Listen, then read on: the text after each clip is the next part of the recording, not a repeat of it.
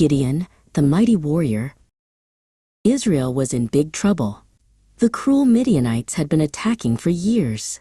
People had to hide in mountain caves, and the fields were empty.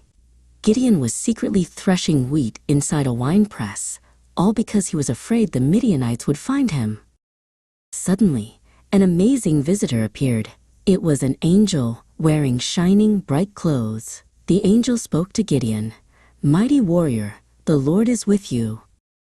Gideon was so surprised he nearly dropped his wheat. He answered, "Me? My family is the weakest in our whole tribe, and I am the least important person in my father's house. How could I save Israel?" The angel smiled and said, "You will win, not by your own strength, but because the Lord will fight for you." But Gideon still had a little doubt. "If God is truly with me," he asked, "please show me a sign." Gideon put a wool fleece on the ground. The next morning, a very surprising thing happened.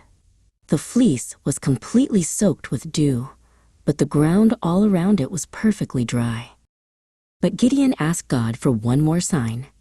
"Lord, please, this time let the wool fleece be dry, and let the ground be covered with dew." God answered his small, hopeful prayer.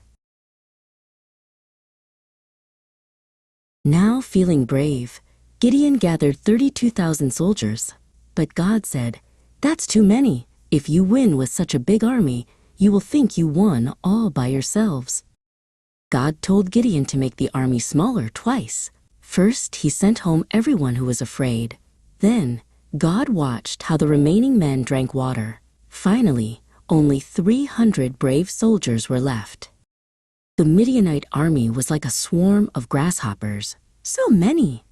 But Gideon's 300 men surrounded their camp with torches, trumpets, shofars, and empty clay jars.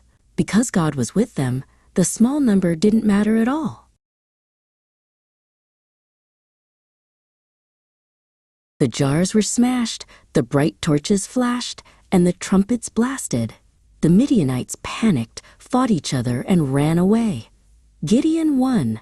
Remember, winning doesn't come from your strength, but from God's presence always being with you.